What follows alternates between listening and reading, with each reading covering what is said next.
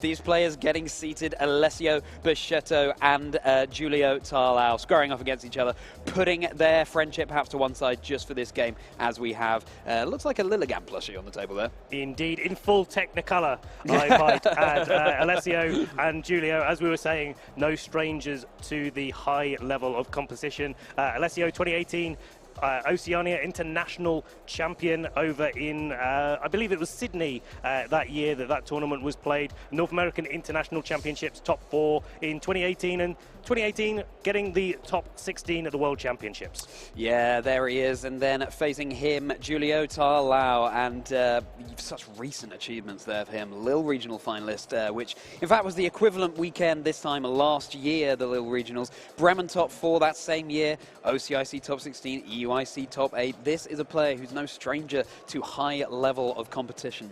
No, certainly not. And Oceania International Championships, of course, a recent achievement in the same rule set that we have here, the regulation set C. So both recent and very relevant to what we're going to be seeing in this match. As we see Alessio's team on your screen now, Fluttermane Amoonguss, Chiyu Gyarados, Ting Lu, and the Iron Hands. Yeah, we've been seeing so many of these same teams running Chiyu and Ting Lu, even though they have those contradictory abilities. If one comes to a game, you might want to bring another, but for example, we saw Eric Rios yesterday running both at the same time, and yes, Gyarados has been really prevalent. It seems to be the new Palafin, Ben, in this particular meta. Absolutely. The fall of Palafin, the rise of Gyarados here, one of those Pokemon that's seen mixed use across the years, but this supportive set is something we've seen quite a lot of. Interesting Terra type there on the Gyarados as well, with that Fairy type Terra. We'll have to see how that impacts the match. Giulio, on the other hand, Annihilate, Amoonguss, Arcanine, Iron Bundle, Chien-Pao and Dragonite, the combination that we know and love, and I'm immediately drawn to something that we saw yesterday, and something I personally saw for the first time, that Terra Electric Amoonguss. Yeah, we saw that in round 1 today as well, I believe. That's really on the rise, and of course, that means that it will take not very effective damage from those flying type moves, which would have threatened it very much so otherwise. Amoonguss here, though, does not have Protect, which is really useful information for Alessio going into this game. And another Thunder Punch and an Assault Vest on Annihilate. We saw that earlier today. Really interesting to see these techs coming out and spreading throughout the community. And Howl on Arcanine. That's something we've seen a lot this tournament so far. Absolutely. That's going to pay dividends for the Dragonite, further boosted by Chien-Pao maybe later in the game. And Dragonite is a Pokemon that we've seen actually quite a lot of in the early formats, both regulation sets A, B and C. We've seen little bits of Dragonite there doing very, very well, but a different set now, players looking to opt for Terra Flying. In the meantime, we have a Twitch poll for you, for those listening along live. Show your support for these players. Alessio on your left, Giulio on your right. Yeah, and it's very 50-50 so far.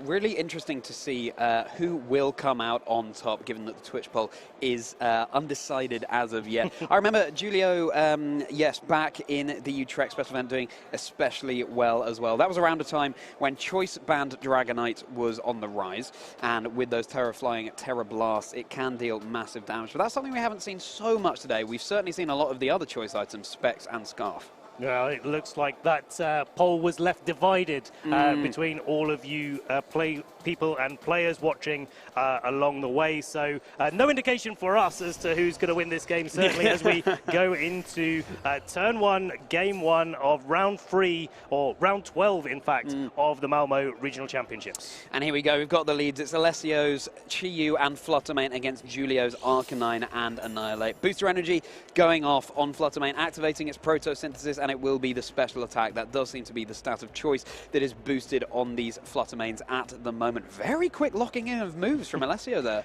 A player that knows exactly what this board state demands of him, as we see a Terra kicking us off into turn 1. Already that Annihilate fearing a Moonblast or a Fairy type Terra from the Fluttermane on Alessio's side, wanting to take just a little bit less damage, I would imagine, from that.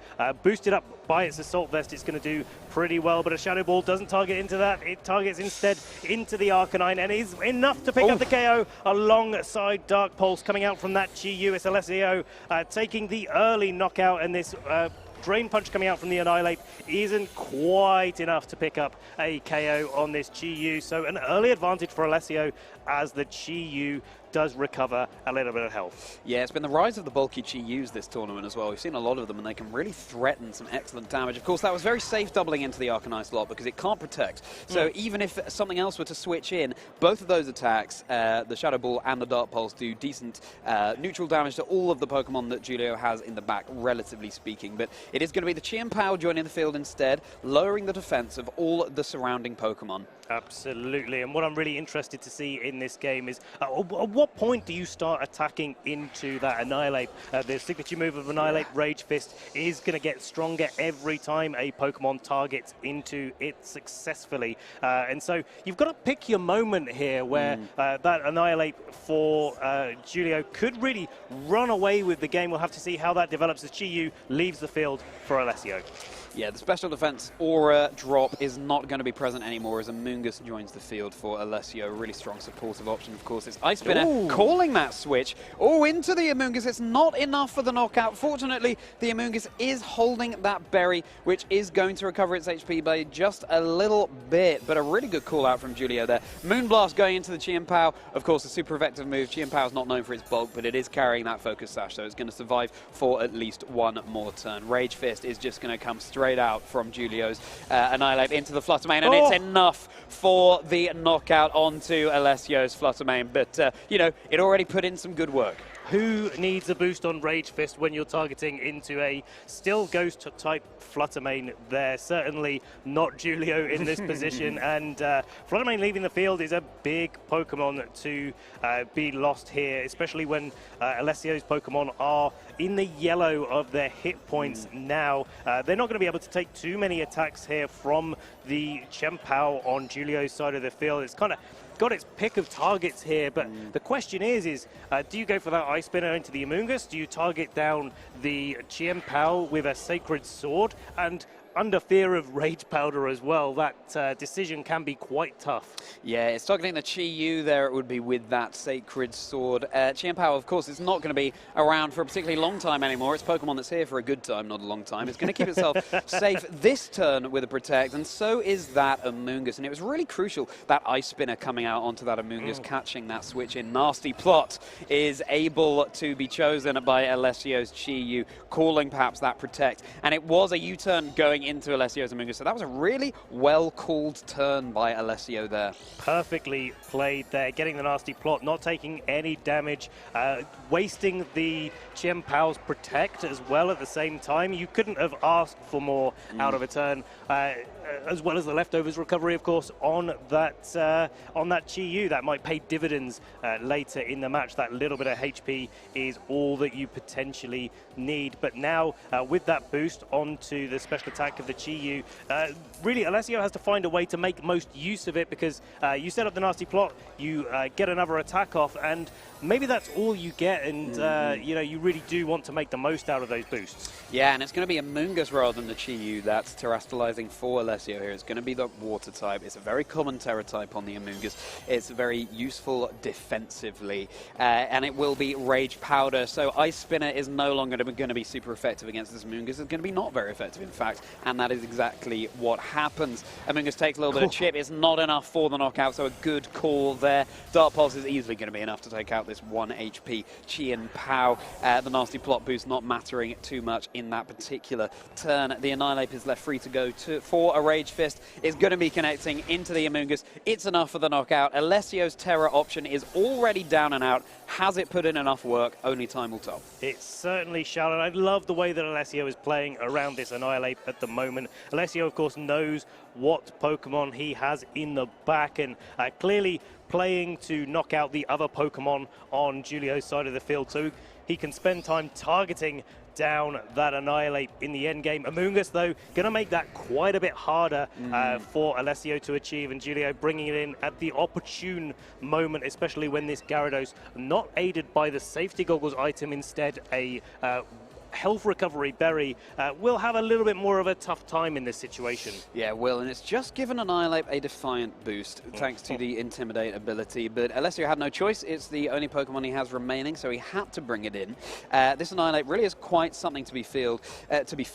Chi-Yu on that last turn for Alessio, it did not for the Protect despite being relatively low health, but it was able to survive the turn. It is going to be Rage Powder coming out from Giulio's Amoonguss. Heat Wave is going to come out, and that's a berry we have not seen very often at all. The Ochre Berry onto the Amoonguss, weakening the damage of Fire-type moves. A critical hit onto Giulio's Annihilate, but that's also a burn onto the Amoonguss. A lot of interactions coming into play there. Waterfall, not enough for that knockout. So even though he knew about the Ochre Berry, it still was not enough, and the Drain Punch is able to take care of that Chi-Yu. So despite those boosts to its special attack, it wasn't able to put in the work that was required, and now it's this very supportive-orientated Gyarados for Alessio against the two Pokemon on Giulio's team. Now, Amoonguss is burned, so it will go down at the end of this turn.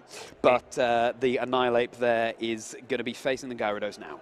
It certainly shall, but this Gyarados does have access to Protect, can make sure that burn is going to knock out the Amoonguss' turn, and we're seeing the effect of having the access to Thunder Punch, especially for all of the Gyaradoses that are able to, or that are more commonly being used in this format. A Pollen Puff coming out from that Amoonguss, taking a last bit of value on the last turn that it's on the field. Burn, of course, is enough to knock out that Amoonguss on this turn, and it's a full HP Annihilate, but Waterfall is the move of choice. Is it going to get the flinch, or are we going to get the Thunder Punch coming out? It's the Thunder Punch with boosted attack is easily enough to pick up the knockout, and Giulio will be taking game 1 of round 12 at the Malmö Regional Championships. Oh yeah, that really came down to the wire there, and I loved how Amoonguss gave that Pollen Puff to Annihilate and then was like, it's down to you now, my son. And went back to its Pokeball, and Annihilate took those words of advice from Amoonguss and was able to clinch out this game for Giulio. But, you know,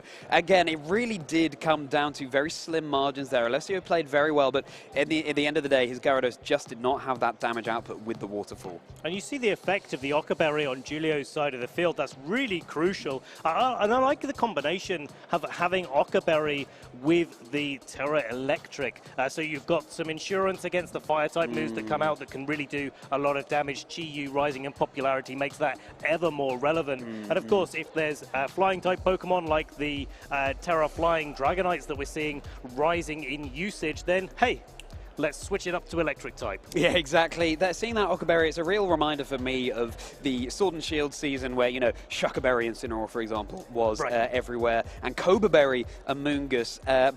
Yeah, lovely to see that coming out here, and a reminder of the vast array of items that are available to trainers when building their teams. Now, heading into this game too, Ben, what can Alessio do? Well, I think the real question is, how do you lock down that Annihilate earlier? I mean, we sat on the field and it did a fair amount of work. It was able to pick up the knockout onto Fluttermane on Alessio's side with a Rage Fist, even though it hadn't been yet hit by any damaging moves. And so, you know, Alessio's got to be playing around that a little bit more carefully, maybe using the Gyarados and the Fluttermane a little bit more aggressively to knock it down to lower health. Maybe you take a Pokemon gets knocked out on your side in trade, but if you can knock out that Annihilate, it opens up the door. Yeah, it could well be worth it. And there's that Annihilate being led again alongside Arcanine for Giulio, and it's going to be Chi-Yu and Fluttermane. This is a really good combination because, of course, Chi-Yu is weakening the special defense of all the Pokemon around on the field, and Fluttermane is going to be able to deal massive special damage as well, especially thanks to that booster energy heightening its special attack. Definitely two Pokemon that are to be feared in this format, and a combination of Pokemon that trainers definitely have to be prepared for. And I wonder now, you know, if Alessio goes for the Shadow Ball in combination with a Dark Pulse into that Annihilate, whether it terrors or not, will that be enough to get the knockout? We'll have to see as Chien-Pao joins the field in favor of Arcanine. Giulio not wanting it to go down on turn 1 like it did in game 1. But instead, it looks like it's going to be this Chien-Pao that is potentially going down on this turn 1, because I believe that was a double up into that slot. There it is. Is enough? Yes, it is. So Chien-Pao immediately down and out. Giulio has lost his first Pokemon in this game very early doors, like he did in the previous one. And I'm going for an immediate Drain Punch onto Chi-Yu. And yes, it's a bulky variant of Chi-Yu, but it dealt a huge amount of damage. It's not enough for the knockout. Leftovers recovering a little bit of health there, but yeah, that Chi-Yu is not in a great position already. It's looking like the Chen Pao came in maybe to, get that extra little bit of damage coming out from that Annihilate, lower the defense of the Chen Pao, of the Chi-Yu, in fact, to be able to get that knockout on the Drain Punch. So a really well played turn there by Alessio. Whether this Arcanine is able to knock out the Chi-Yu with an extreme speed, I'd probably say that's quite likely, and that puts Alessio a little bit more on the back foot, certainly restricts the ability for Alessio to get any double targeting going, and keeps that Arcanine feeling a little bit safer. A little bit safer, and this Annihilate might be feeling even safer still as it goes for that Terra Fire once again. So it won't be taking any super effective damage from any Fairy-type moves, and of course it can't be burned. Extreme Speed will be enough, of course, to pick up the knockout on the Chi-Yu. So both these trainers have lost one Pokemon each really quite early on in this game, and joining, it's going to be Shadow Ball coming out from Alessio's Flutter Mane into the Arcanine. It deals about 2/3 of its health, as Rage Fist will be coming out into the Flutter Mane, and it's not enough this time for the knockout. And maybe something that whether we spotted it or not, it may have been that Chen Pao was on the field at the time that the Rage Fist came into that Flutter Mane. Not quite sure on how these calculations matter. May have to have a little look back ourselves at that particular moment, but really important that the Flutter Mane has survived this turn. Arcanine, as we know, cannot protect, so another Shadow Ball will easily be enough to pick up the knockout, and no Extreme Speed can save it now. Of course, we have the Fake Out as well coming out from the Iron Hands, but if you go for the Fake Out on that Annihilate, you're going to be boosting the damage of that Rage Fist. Yeah. So a real toss-up here as to what move is best for you at this moment. Boosting the damage on the Rage Fist was not much return, because of course Fake Out does not deal a huge amount of damage. It's going to be Amoonguss joining the field, the reveal of that fourth Pokemon for Giulio. Shadow Ball is going to connect into it and deals about 2/3 of its health. Now Rage Fist will be enough to pick up this Flutter Mane, but I believe I saw Alessio locking in quite an interesting move on his Iron Hands that we're just about to see, and it might just be what can claw him back into this game. There it is. It's that Swords Dance. So Iron Hands is going to have a sharp boost to its attack. Worth bearing in mind, though, that Giulio does still have that Arcanine available to him, so he would be able to cycle in some Intimidates to get that lower again.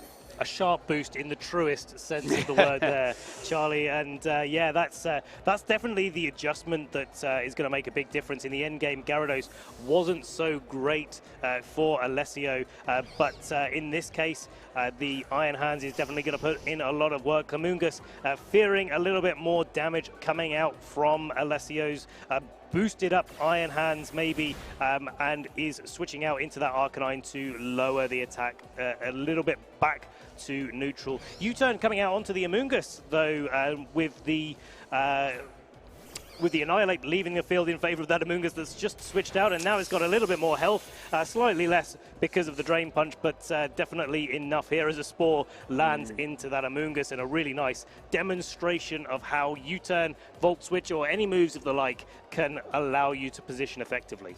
Yeah, it was a really good call there by Giulio. Switching in the Amoonguss there was perfect, because Drain Punch does not do a great deal of damage to it, and you can't put Amoonguss to sleep because Spore does not affect those grass types. So really well played by Giulio, and it's worth noting as well that the Arcanine is carrying those safety goggles, so it's not going to be able to put the Arcanine to sleep either. A Will-O-Wisp is going to connect into Alessio's Iron Hand, so it's going to need a great deal of Swords Dances in order to boost up. It's going to be that Volt Switch coming out from Iron Hand. From Iron Hands. Pollen Puff is going to be helping that Arcanine get up to slightly higher health, well, quite a lot higher health than it was before.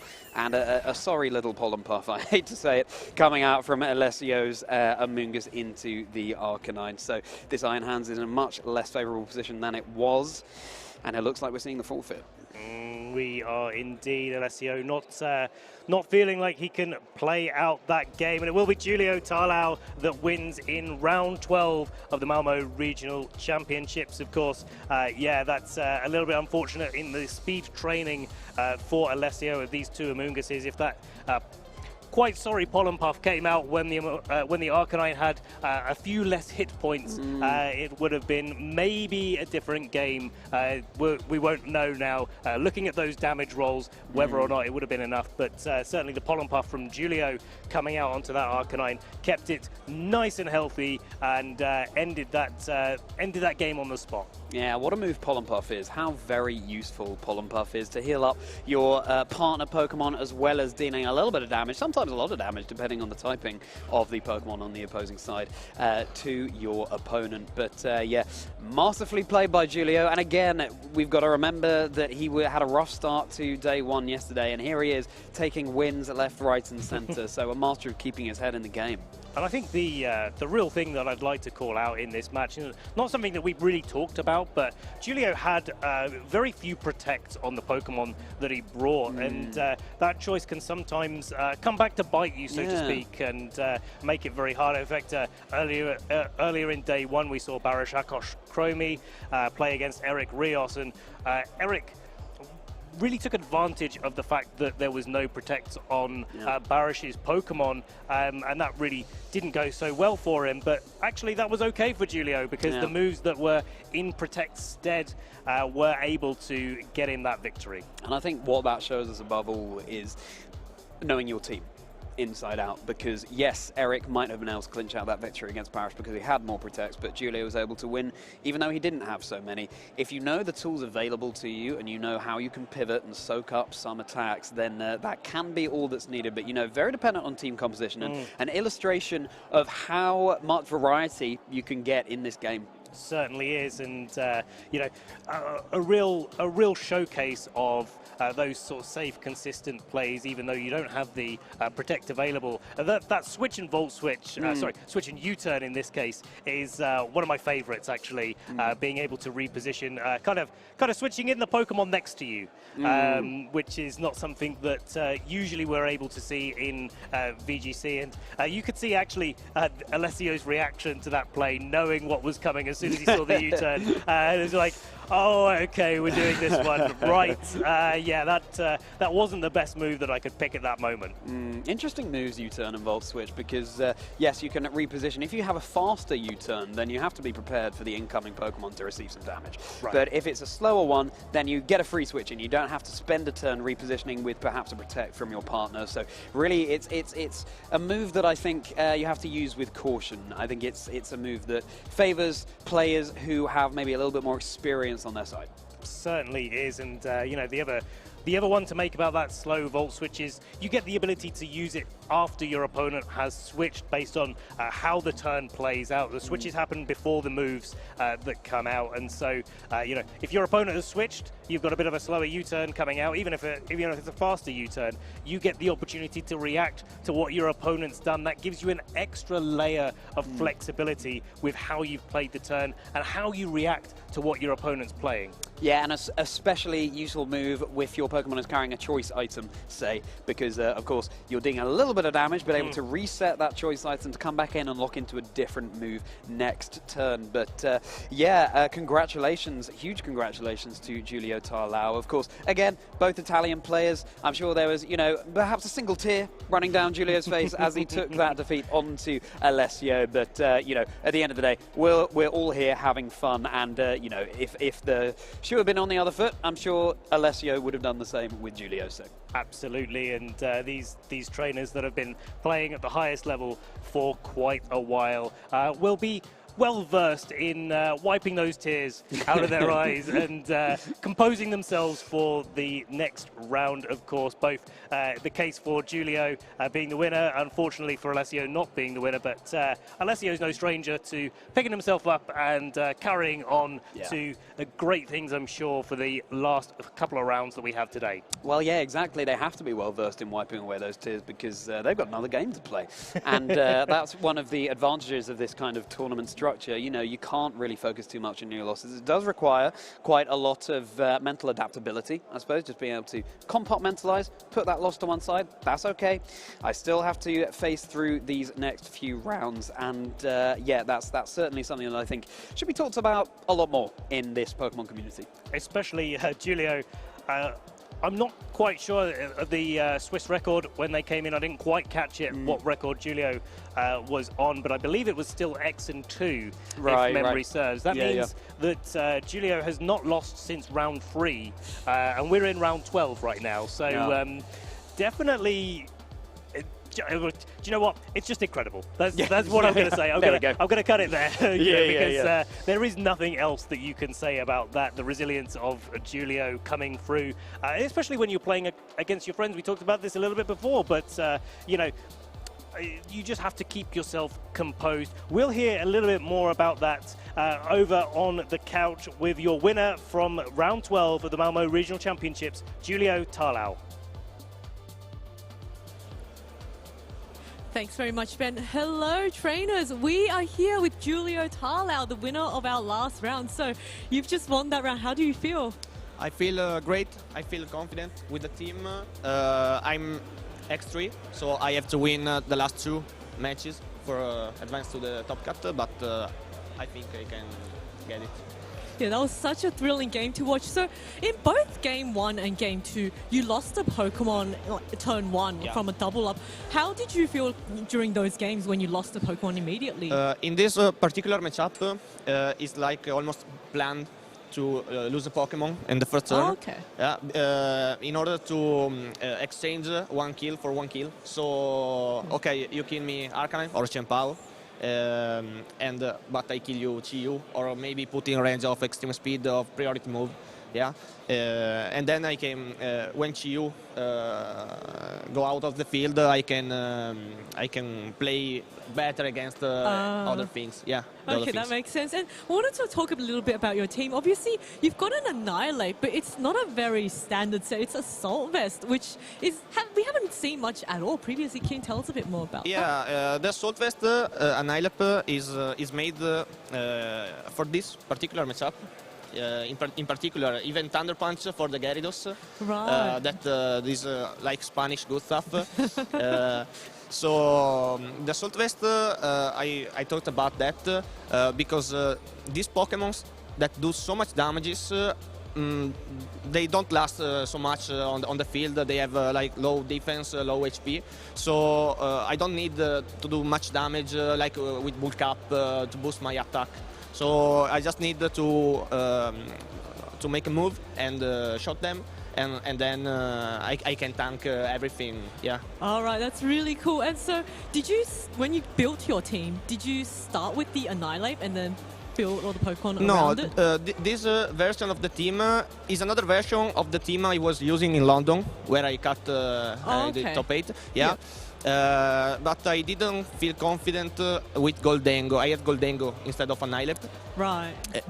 Because it does so much annoying. It's so much annoying Iron Hands that Sword Dance. If you are Terra Water, you can Drain Punch or Wild Charge. So it was not easy to. Annihilate was for fixing this particular matchup. All right. Well, I think you made a really good meta call here because it's just doing so well. So let's talk a bit more about kind of your plan going to Worlds, because you've already got your Day 1 Worlds invite and you are in the contention for Day 2. Yeah, I know. I think I locked the Day 2.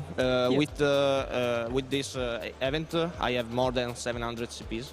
So I think I should be safe for the Day 2. Yeah. All the best. And are you planning on going to any more events this year before Worlds? I will go to Turin, special event in Italy, and probably go to NASC. Okay, Columbus, yeah. Yes, well, best of luck going there. And Thank you. A last question, do you have any shout-outs you wanted to give to anyone? Yeah, I want to thank my friends Francesco Iozia, Nova, and Fede Campo, that are still playing the Day 2 as me, with the same team. We prepared together. Okay. Yeah, so I want to thank them. Yeah, thanks very much, Giulio. Thank you. And that's all we've got time for today. So we are going to cut to a short break, but we'll be back very soon, so stay tuned.